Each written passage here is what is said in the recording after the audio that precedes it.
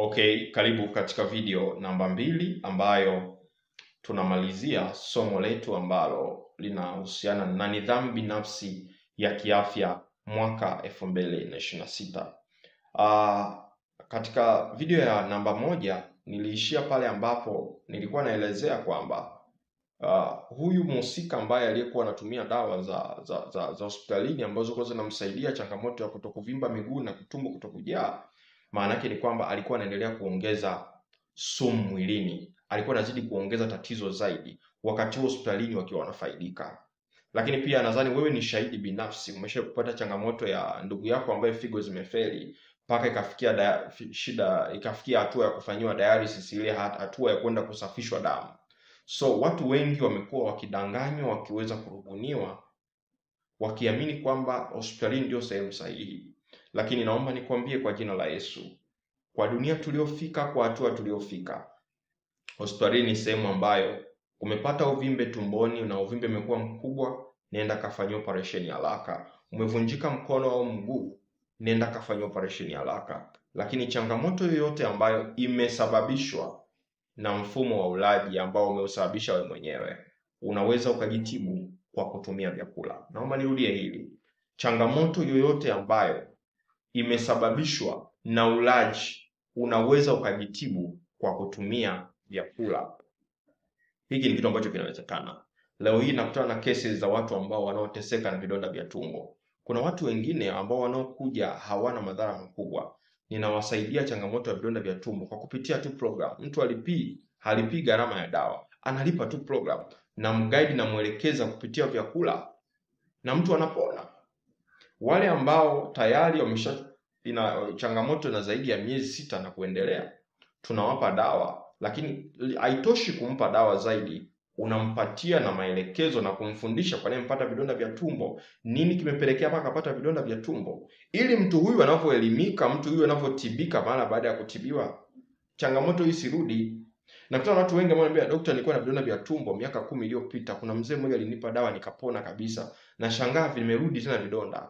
Vidonda vya tumbo vimerudi kwa sababu huyu mtu hakupewa elimu, alipewa tu dawa.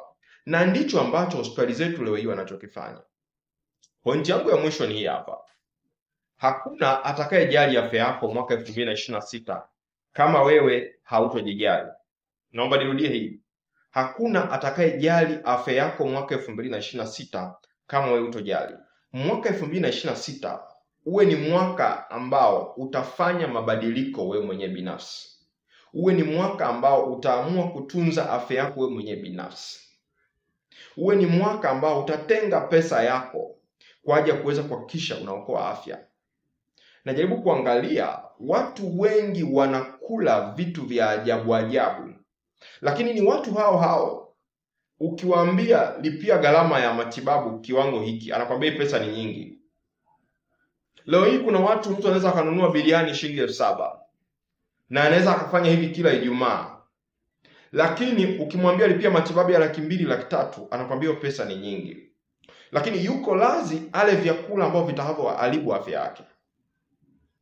Mwaka 2026 naomba Mungu akusaidie. Tengeneza nidhamu binafsi ya afya yako. Moja kitu kikubwa sana, moja ya siri kubwa ambayo nataka niweze kukusaidia. Na kupitia hili, Mungu wa mbinguni anaweza kukusaidia na unaweza ukaanza kupona baadhi ya magonjwa. Epukana na vitu vifuatavyo. Namba 1, epukana na sukari. Kama unataka kuweza kudhibiti na kuweza kupona afya yako, mwaka 2025, epukana na sukari. Namba 2, mwaka 2026, epukana na vyakula vya viwandani. Epukana na vyakula vya viwandani. Chochote kilichotengenezwa na binadamu, unatakiwa ujue kwamba wewe kwako ni sumu. Namba 3, epukana na vinywaji vya viwandani. Nikisema vinywaji vya viwandani, sina haja ya kutaja hapa. Nadhani wote tunaelewa. Chochote ambacho tunarudi kwenye kanuni yetu ambayo tunatakiwa tuishi nayo mwaka 2026. Anything that is man-made, don't use it. Anything that is man-made, usikitumie.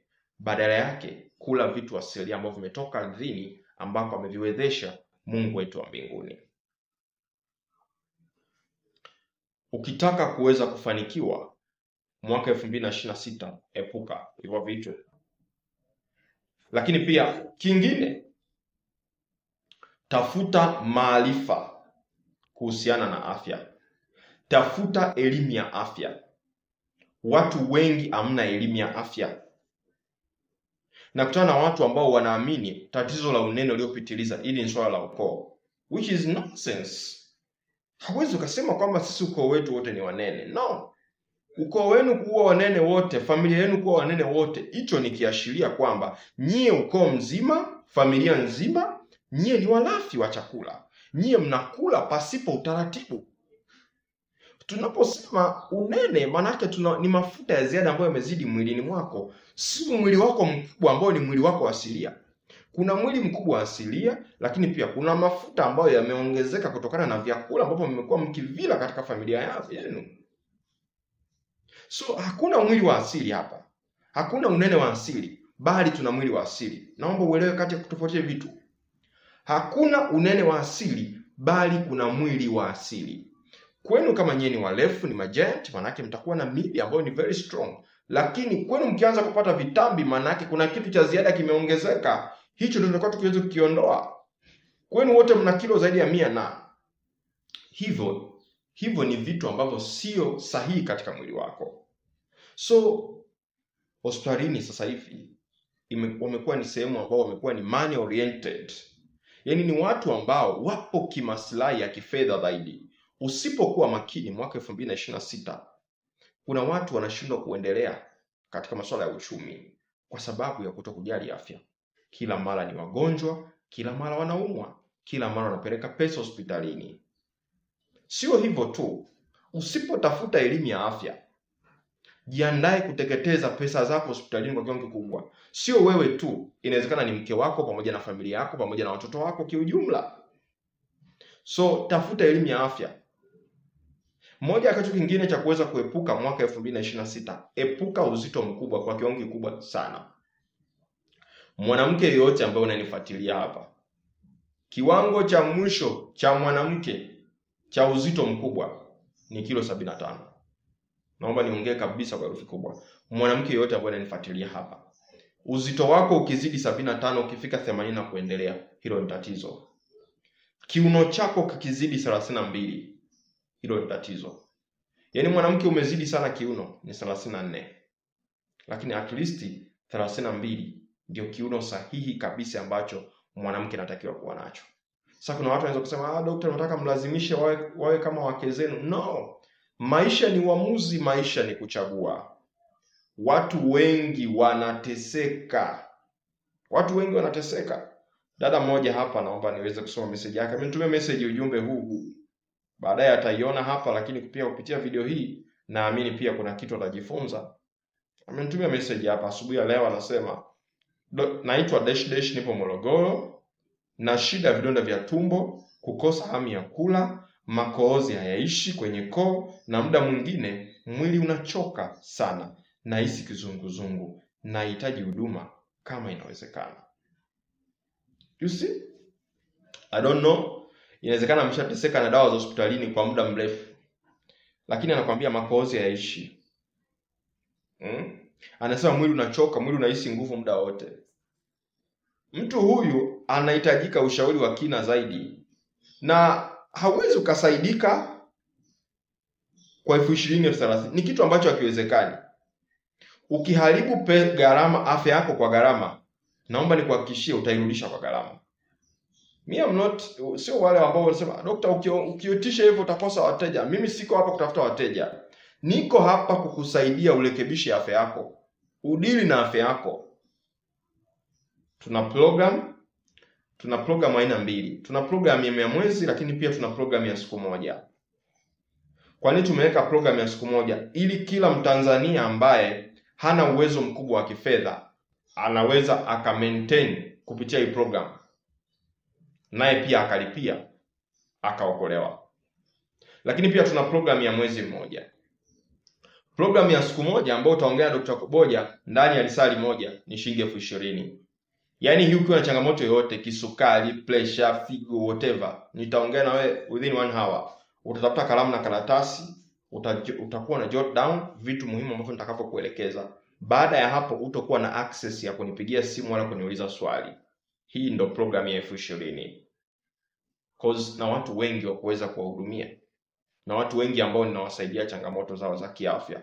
Siwezi kumsaidia kila mtu bure. Siwezi kuwa naongea na wewe kila muda bure.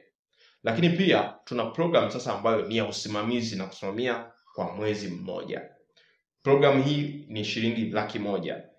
Maana yake utakuwa huru kunipigia simu muda wote, kuniuliza swali ile sehemu ambayo umesahau. Lakini pia nitakuguide step by step, kuanzia asubuhi ule nini, kuanzia mchana ule nini, na usiku ule nini. Hizi ni program 2 ambazo nimeziandaa. Nimeanza nazo mwaka 2025 na zimezaa matunda makubwa sana. Zimetoa matokeo makubwa sana. Wale wote ambao walikuwa hawana uwezo wa kununua gharama za dawa kwangu, kupitia program hizi wametibika kiafya. Lakini pia kingine, mwaka 2026 huduma zangu nyingi sana zitakwenda kuongezeka za kiafya. Cha kwanza, consultation fee ambayo ni huduma ya ushauri nasaha kuweza kuongea na mimi itaongezeka shilingi 5,000 ambayo ilikuwa shilingi 20,000 itakwenda kuwa shilingi 25,000. Once mhusika anapokuwa anataka kuweza kuongea na mimi for a consultation, either ni changamoto ya kimahusiano, either ni changamoto ya kiafya, itakuwa ni shilingi 25,000. Lakini pia namba 2, gharama za dawa zangu zote zitakwenda kuongezeka kwa asilimia fulani. So ni one of the things ambazo wanafunzi wangu, followers wangu, mashabiki zangu ambao mnaonifuatilia kupitia YouTube, nataka niweze kuwajulisha juu ya hili pia. Kwa hiyo tujiandae na mabadiliko ya bei, tujiandae na mabadiliko ya gharama za madawa kwa mwaka 2026, na kupitia status yangu nitakwenda kutaja gharama za dawa zangu, nitaziandika zote. Iwe ni kisukari, iwe ni pressure, iwe ni stroke mtu ameparalyze, iwe ni changamoto ya maumbile, iwe ni changamoto ya nguvu za kiume, iwe ni changamoto ya figo, whatever, nitakwenda kupitia status. Kama wewe kuna mtu alishare video hii na wewe kwa mara ya kwanza, unaweza ukachukua namba yangu ya simu. Namba yangu ya simu ni hii hapa, 0765493645. Niambie kwamba dokta, kuna mtu alishare na wewe video yako, nimesikiliza video zako zote 2, nimeguswa sana, natamani kuendelea kujifunza kupitia status zako za WhatsApp. Kwa hiyo utanitext na mimi, ukishanitext nitasave namba yako, utaendelea kujifunza kujifunza masomo yangu mwaka 2026 kwa speed zaidi, uendelee kuelimika zaidi. Nashukuru kwa neema ya Mungu, toka mwaka 2021 nimefikisha wafuasi 8,000 kupitia WhatsApp status. Natamani mwaka 2026 niongeze at least wafuasi 2,000 wafike 10,000. Mwaka 2026 niongeze at least wafuasi 2,000. Kwa hiyo naomba video hii share kwa wingi. Inawezekana wewe pia umepata video hii kwa mara ya kwanza. Share kwa mke wako, share kwa mume wako, share kwa watoto wako, share kwa ndugu zako, share kwenye grupu la familia, share kwenye magrupu ya kazini. Share ujumbe huu uweze kufika kwa wengi zaidi na zaidi na zaidi.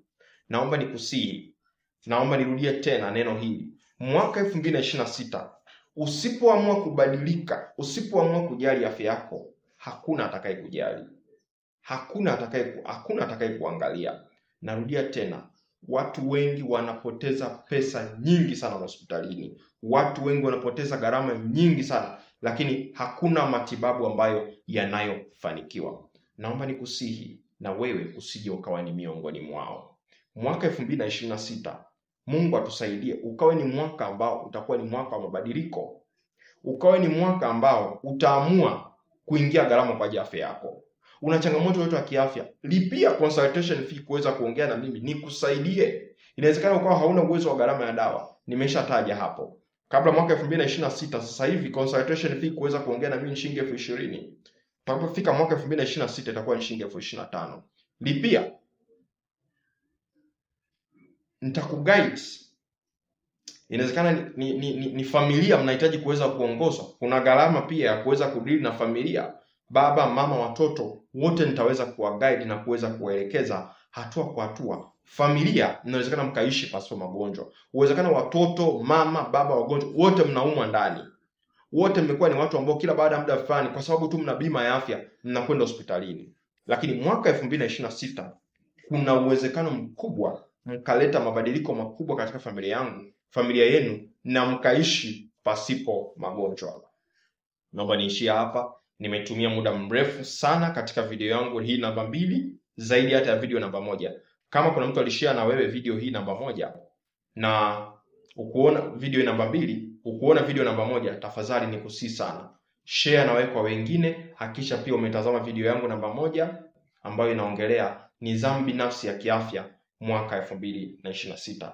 Namba yangu naomba nirudie kwa mara ya mwisho, 0765493645, 0765493645. Dr. Kuboja, suluhisho la mahusiano yako, suluhisho la afya yako. Bye bye.